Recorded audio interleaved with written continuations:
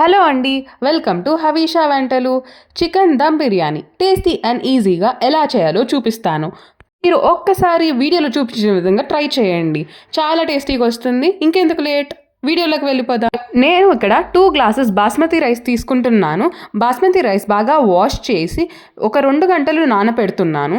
ఆ లోపల చికెన్ బాగా వాష్ చేసి అందులో 1 టేబుల్ స్పూన్ కారం, చిటికెడు పసుపు, టేబుల్ స్పూన్ ధనియా powder, 1/4 table spoon garam masala, 1 table spoon అల్లం వెల్లుల్లి paste, 1 table spoon biryani masala, చిటికెడు జీలకర్ర పౌడర్, ఒక 3-4 table spoons oil, whole garam masala వేసి అందులో కొత్తిమీర, పుదీనా, తగినంత ఉప్పు, 4 పచ్చిమిర్చి, హాఫ్ లెమన్ స్క్వీజ్ చేసి 1 కప్ పెరుగు వేస్తున్నాను.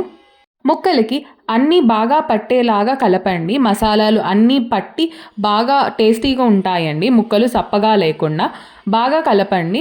కలిపిన తరువాత మూత పెట్టి ఒక 1 అవర్ పక్కన పెట్టండి. చూసారు కదా, నేను ఇక్కడ మూత పెట్టి ఒక గంట పక్కన పెడుతున్నాను. ఇప్పుడు ఫ్రైడ్ ఆనియన్స్ తయారు చేసేకి నేను ఇక్కడ ఆయిల్ వేసి ఒక 4 ఉల్లిపాయలు కట్ చేసి వేసి బాగా బ్రౌన్ కలర్ వచ్చేదాకా వేయిస్తాను. ఇప్పుడు నేను రైస్ కోసం వాటర్ వేసి అందులో నానబెట్టిన బాస్మతి రైస్ వేసి అందులో బిర్యానీ ఆకు, జీలకర్ర, తగినంత ఉప్పు, మీరు ఉప్పు చూసి వేసుకోండి. కొంచెం ఉప్పగా ఉంటే బిర్యానీ బాగుంటుంది. ఇప్పుడు ఒక్కసారి మిక్స్ చేసి మూత పెట్టి ఒక 10 మినిట్స్ ఉడకని. రైస్ ఉడికే లోపల ఇంకొక పక్క నూనె వేసి అందులో ముందుగా మ్యారినేట్ చేసిన చికెన్ వేయండి.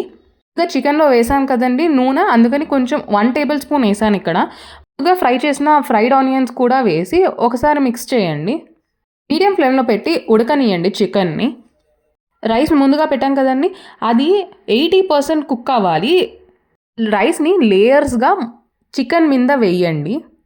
సరే కదండి, చూపించిన విధంగా లేయర్స్గా వేసి పైన గార్నిష్ కోసం ముందుగా ఫ్రై చేసిన పెట్టిన ఆనియన్స్ వేయండి. ఇక పుదీనా, కొత్తిమీర వేసి గార్నిష్ చేసి మూత పెట్టి దమ్ చేయాలి. ఒక 20 నిమిషాలు లో ఫ్లేమ్లో దమ్ అవ్వాలండి. 20 మినిట్స్ తర్వాత చూడండి ఎలా అయిందో. బిర్యానీ చాలా బాగుంది. కింద మసాలా ఉంటుంది, అదంతా రైస్లో మిక్స్ అయ్యేలాగా ఒకసారి కలపండి.